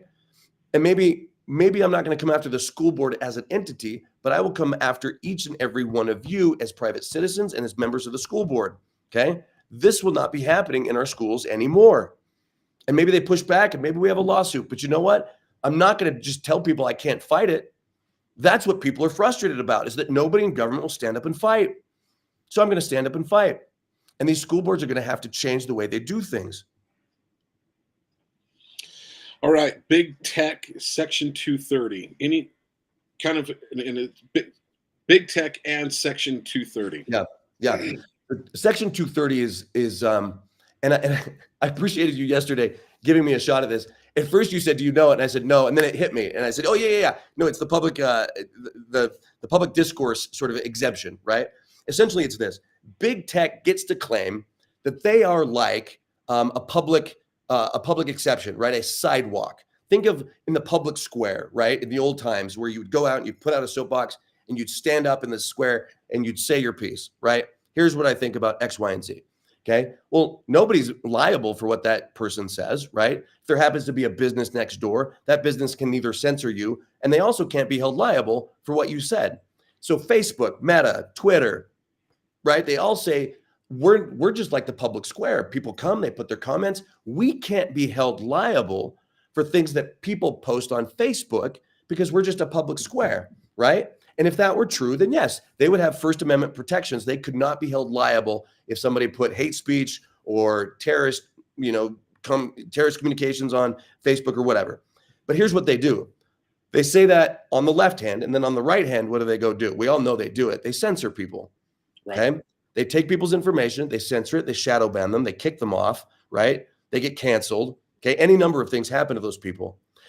So if Facebook is editorializing, in other words, if they are censoring, if they are determining what's good, what's bad, what needs to be changed, if I get a filter that says, hey, this is some potentially false information, do you want to see why before you read this crazy person's post? That's Facebook editorializing. They are now no longer a public square. Okay. It's like if the constable came out, somebody's on the soapbox and said, just so you all know, this person is wrong. Okay, now say your piece, right? That's different. And so they're trying to have it both ways. And the argument is you got to pick. You either stop doing the censoring, which they're not going to do, or you stop claiming this exemption and you're going to have to be liable for the content that's on there. So and here's why they get away with it. They get away with that. I'm sorry. The way I break it down, folks, is there's a reason why the Ma Bells were not ever sued, because some mafia gangster would call up and put a hit out on some other guy. It's because they were considered the public square. And as you said, Trent, they're not acting as the public square. All right. But they get away with it because they donate massive amounts to congressmen and senators. Okay. That's the culture of corruption we have in DC. It's the culture of corruption we have in Utah. Okay. When you have lobbyists and special interest, especially from Facebook, Meta, that are coming in and getting hundreds of millions of dollars of tax credits from Utah and Utah citizens. Okay. Then they turn around and say, well, you shouldn't be suing us, Utah, right? That's the problem. We have legislators on the dole from Facebook. We have Congress people and senators on the dole from, all these massive Google, all of them, right? And so they're getting away with the hypocrisy because nobody wants to cut off the gravy train. Sorry, just had to add that little addendum there. I want a little bit of that gravy train, but I'll still cut them off. Over 66% of Utah is owned by the federal government. Your thoughts? Yeah. From a theoretical standpoint, I'd say more than 66% because they own so much of our budget that for us to really try to stand up to them would be kind of difficult. Okay. All the federal money we get comes with strings. We all know that, right? And there's a lot of our budget that's balanced on federal debt. They call it federal money, but it's really federal debt. So here's what I think about that. You've got a state the size of Texas, where I think if I get the number right, about 6% of that state is owned by the federal government. And then a state the size of Utah, where 66% of the state is owned by the federal government. Now, why is that? I think part of that is that we haven't had administrations that were willing to fight back and keep that from happening or claw back what we have. Remember, I used this analogy earlier, and I'll use it again in this context. When in the timeline of the problem, I'm trying to make sure my hands are in the window here. In the timeline of the problem, okay, when the federal government actually takes the land, when it legally takes the land, that's the end of the problem. You've just lost. And you trying to claw that back is you climbing an uphill battle, okay? But again, hundreds of steps that happened before this final step where an attorney general or the state could have gotten involved and stopped them, right? And I'll give you an example. I had a 2-hour conversation with a man in Escalante, and he told me, Trent, here's what's frustrating to me. He had 2 PhDs. He's incredibly knowledgeable, geologist, knew everything, right, about what the federal government was trying to do. And they would have these meetings. The federal government would call these meetings where they were going to start to discuss a rule about the use of this land, and everybody sees it coming. This is the first step. They're not going to say it, but this is the first step in the federal government coming and trying to lay claim to the land, okay? And so all the private citizens go, all the people like this man, this gentleman, and they go, and the federal government says, okay, any objection to this rule? And all the private citizens say, no, we object. But the only person legally allowed to object is a state agent. There's no state agents. Attorney General wasn't there, or one of his agents, right? So the federal government says, any objections? Seeing none, boom. And you just lost that battle, that first one, okay? Then the next one, then the next one, then the next one. And it gets back to what I said about the broken windows policy. You don't have to go and fight every one of these, but you have to let them know you're going to fight. And what would happen once or twice or 3 times if the actual attorney general showed up with cameras in tow to Escalante, Utah, and said, get out of here. I object, and don't pull this stuff again. And by the way, quit giving us 24 hours notice, right? We deserve at least 72 hours notice for these meetings, because that's what the federal government does, right? They try and make it impossible for a state agent to show up. because they're playing dirty tricks just like the eco-terrorists are playing dirty tricks, all these environmental groups. And let me just mention this. We talk about the federal government and the danger they are to taking our lands. We've got these environmentalist groups that are essentially just trolls out there taking people's lands, suing against water rights, suing against ranchers' rights for grazing, right? Trying to take away their way of life, just as dangerous as the federal government. We've got to attack those too. There's at least 60 cases pending right now that have been filed and are filed in federal court dealing with Utah's public lands, okay? Water rights, mineral rights, grazing rights, dirt tourism, okay? Like Moab and Zion's. Dirt tourism in this state accounts for more money, more revenue to the state than skiing does. But you would know that if you lived along the Wasatch Front, right? Yeah. That's a big deal. And if we lose access to those trails or it goes to the federal government, we lose that revenue. That revenue goes to the federal government, or at least they control it, right? So, or they just might shut it all down. Or they just might shut it down, right? Because guess what? There's a pandemic. It's gone. I don't care what your attorney general says. I don't care what your governor says, right? You lose control. So yes, there's the clawing back of the land, but there's also the strategy involved of making sure they don't take any more and understanding why they're going after what they're going after and how to stop them at the beginning of the problem instead of at the end. Okay, so I want to bring this up. We talked a little bit about this yesterday. So let's say, so what I'd love to, I said, I'd love to see us have a governor that can really help you out with this thought process. Jorgensen or a Lyman, I think, are two really good options that would be willing to do this, to say, hey, federal government, it's time for you to just take a hike. They want to come and they want to hold a hearing on whether they're going to shut down coal. And then they're going to wind up doing it from a different state, in fact, when they shut it down, type scenario. Norm Bangerter famously, there were some environmentalists that were going to come out, people from, I want to say this Department of Environmental, or the EPA, were going to come out and say, hey, you need to shut down this business because of such and such emissions and blah, blah, blah, your emissions too high. And he said, I wouldn't come, but if you do come, I will have people, I will be there, or my people will be there to meet you. Mm-hmm. He had law enforcement, and they said, you get off this plane, we will arrest you. Yeah. A couple hours later, that plane turned around with them on it, and they never got out of the plane. Right. So let's go to another step. The FBI comes and drops off, not the FBI, we'll say the FBI comes in and comes and shoots some guy here in Provo. Yep. Another scenario, they bring busloads of immigrants. What are you going to do about that? That's the federal government doing it. And I've been told by my media betters, the mainstream media says, well, if the federal government says it, you have to take them. Well, of course they're saying it because they're propaganda. That's their job. They're the Baghdad Bobs of immigration, right? Yes, you have to. If ICE shows up and does it, you just got to take it. If the FBI shows up and shoots you, you just got to say, thank you, may I have another, right? That's the mentality of these people, and it's the sickness that's infecting this country. It's the permission society that we've allowed to take hold. May I please go buy some eggs? May I please have a license to practice, being an electrician? May I please live my life this way without you tracking my phone and tracking everything I do, right? And so ICE comes in, oh, well, you have to let them do it. Here's what I've said. Talk to the county sheriffs. They know where it's happening. They know when it's happening. They've watched it happen. This isn't a fictional scenario you're painting. This is real. Busloads of immigrants coming and getting dropped off, often accompanied by ICE agents. Plane loads of illegals coming, getting dropped off with their little packets of debit cards, right? And a hotel key and, whatever, right? A key to the city. I don't know, right? And so what do? Well, here's the deal. If an ICE agent came into our state and broke state law, killed somebody, you could arrest them, right? Just because they're an ICE agent doesn't give them immunity. They're not in an embassy. They don't have some special Vatican-type powers. You can arrest them. And them coming and dropping off those illegals, that in and of itself is a violation of our state law. Now, could we have stronger laws? Yeah. But am I going to wait for the legislature to pass something that's perfect when I've got something that's sufficient right now? No. So what I've said to the sheriffs, what I've said to the police is, we're going to go and we're going to arrest them. And they said, the aliens? And I said, the ICE agents, all of them, right? Now, what do you think happens when the federal government sees that you arrested their agents, they're going to lose their mind, right? They're going to come. You let them go. Nope. They violated our state law. You want them out? You sue me. And then you've got to fight. Now you've got to fight that Utah can fight against the federal government. And by the way, if Utah wins in federal court, that's just as big of a legal impact as if Texas wins.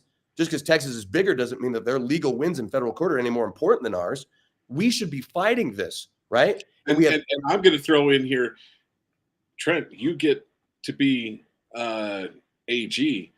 On top of it, you get to do it in our home court as opposed to Washington, D.C. or something like that. Right.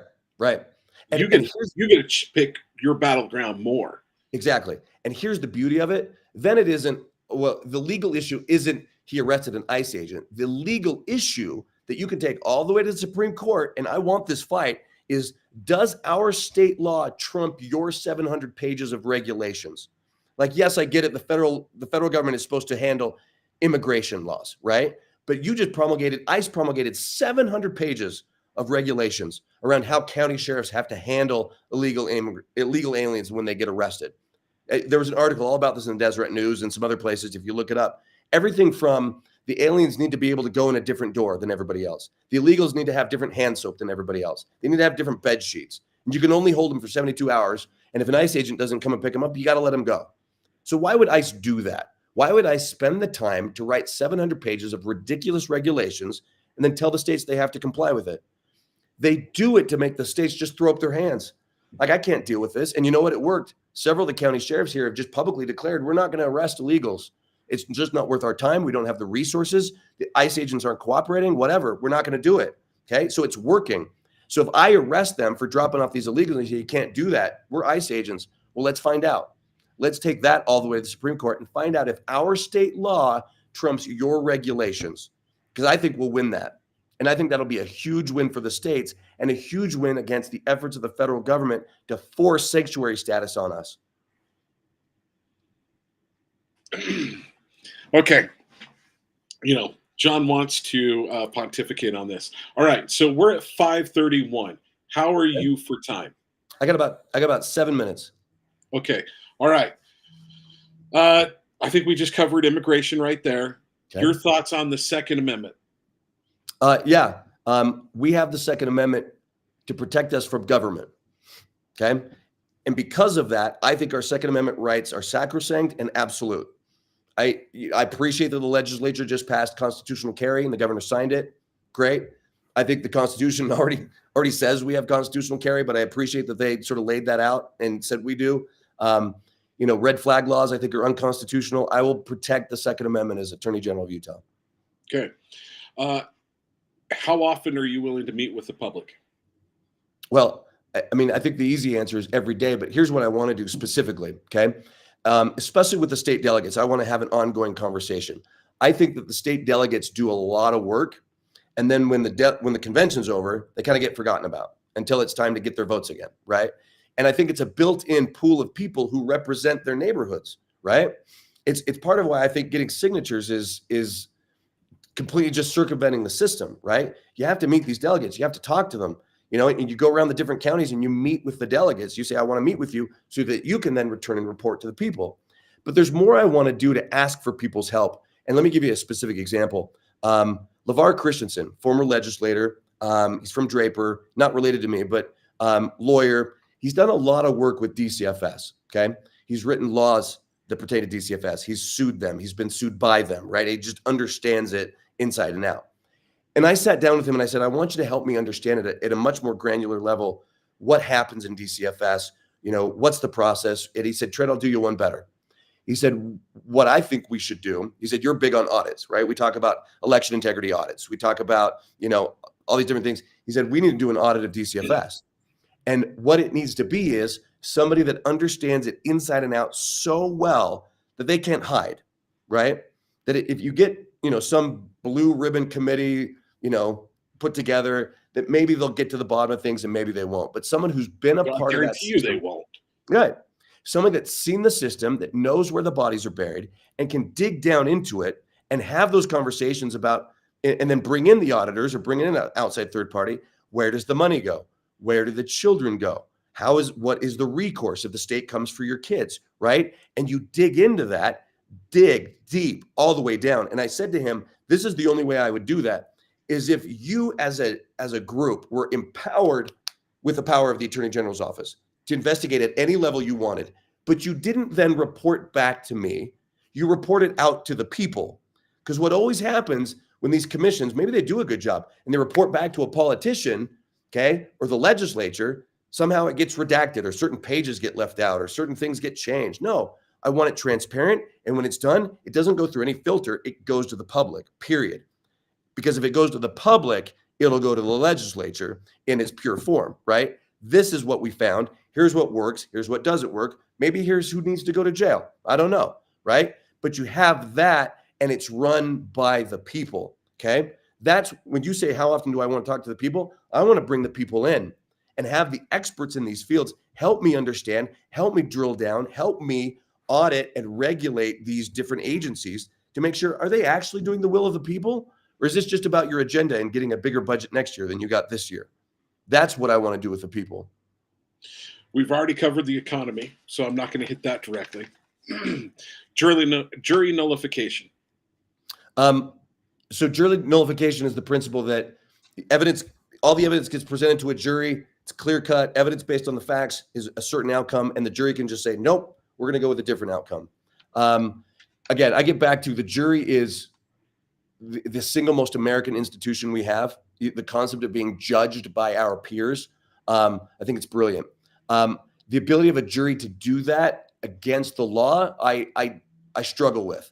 I could see uses for it, but at the same time, the widespread use of it, I think, would be dangerous. I think at a certain point, the jury has to understand what the law is, what the evidence is, what the facts is, and then apply it across the board. Okay. Legislative nullification.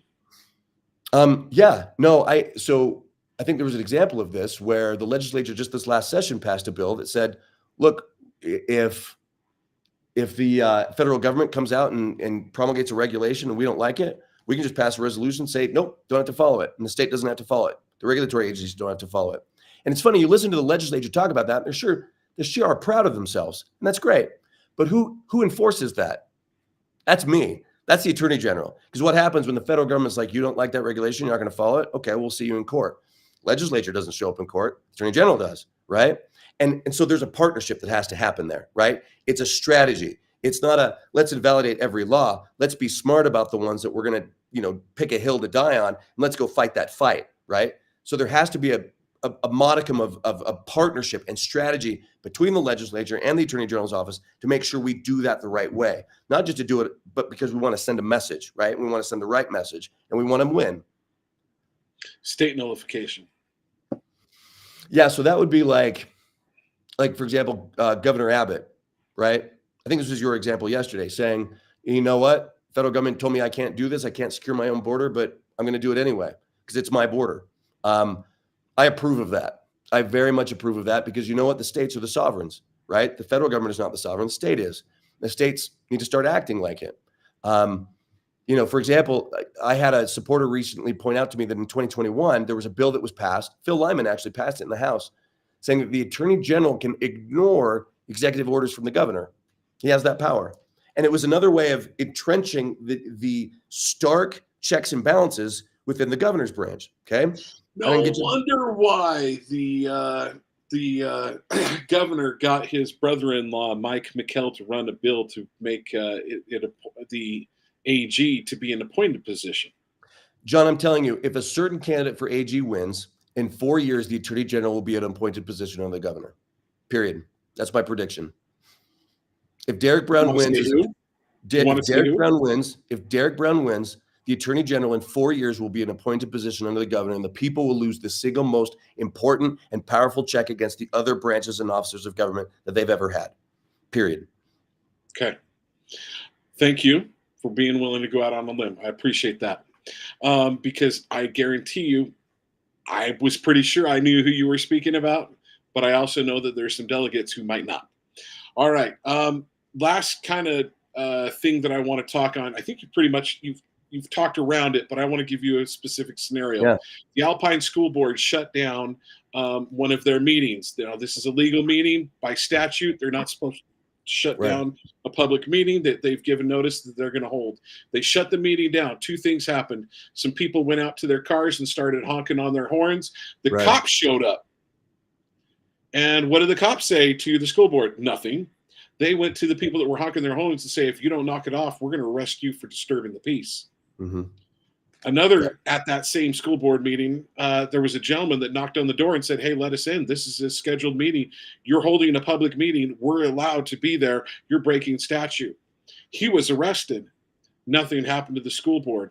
I've asked some people within, so he said, I went to the state attorney general's office and they said, sorry, we can't do anything about it. We can't sue or go after the Alpine School Board because we represent them. They're a state, they're state defendants.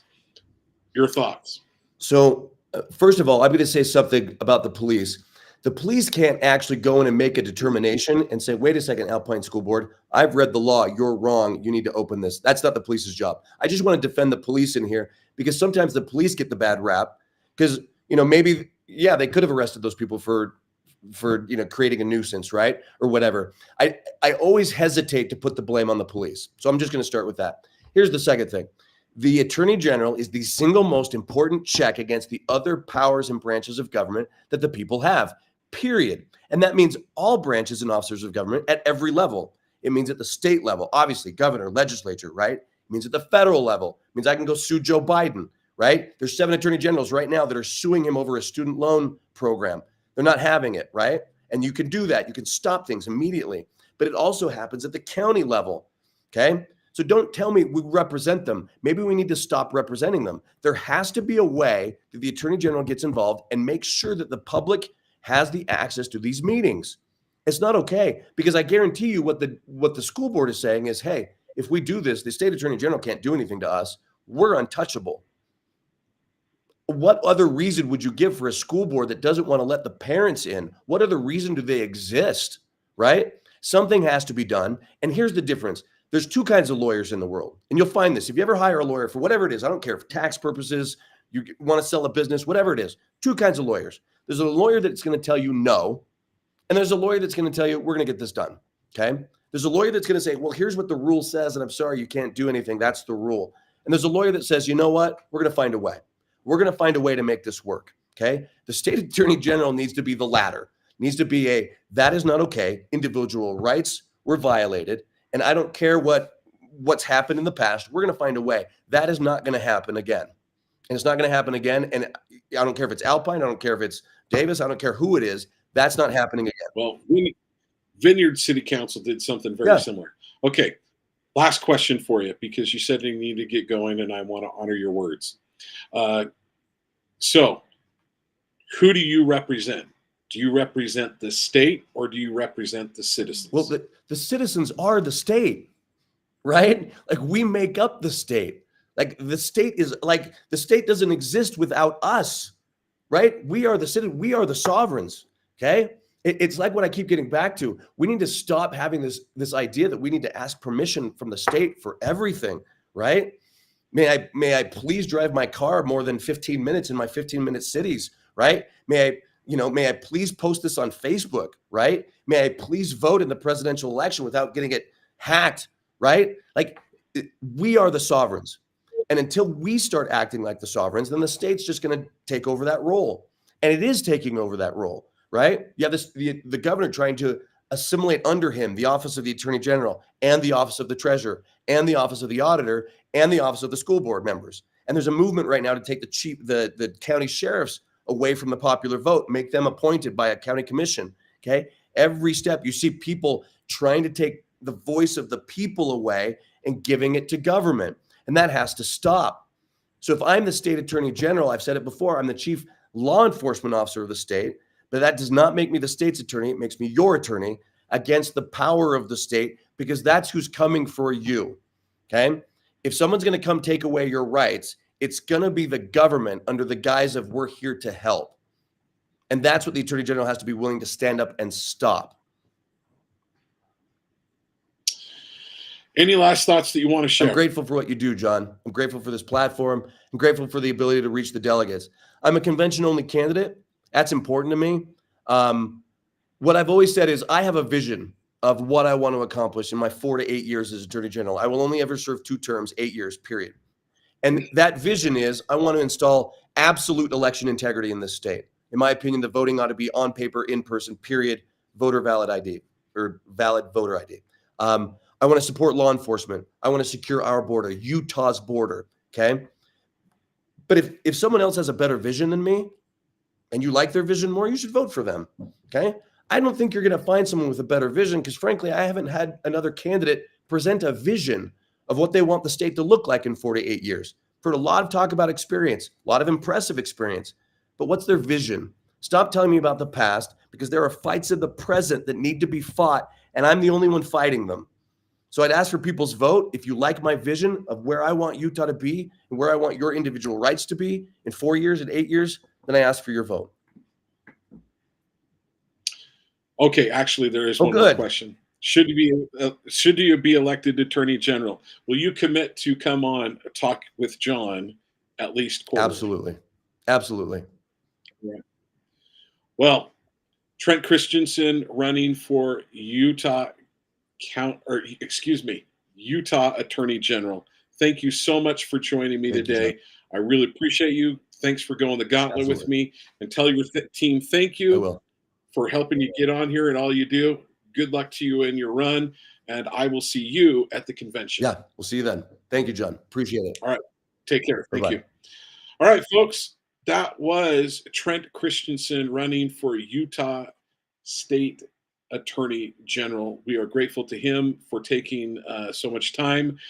He is actually attempting to go and meet with more delegates. So, folks, I'm going to ask you this. Those of you that have viewed this, share this with those in your that happen to be state delegates.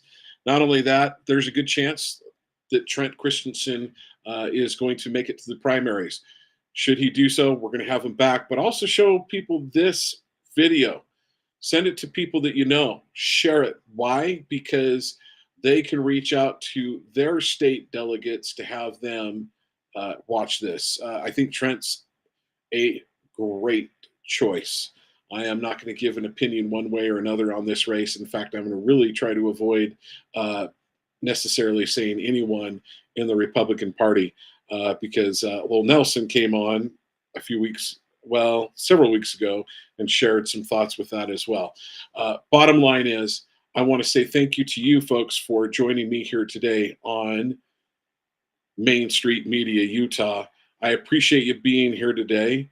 I want to say thank you to Michael Etz and Trent Christensen for joining me. It was a great show. It was a great program, and I'm really grateful that they joined us today. Folks, you can always go back to Twitter, where obviously you can watch this live, as in now, but you can also go back to KMMU.org. You can go to Rumble, Rumble, X. Let me pull up my little cheat sheet on that one to make sure that I have it right. Rumble, X, YouTube, and KMMU.org.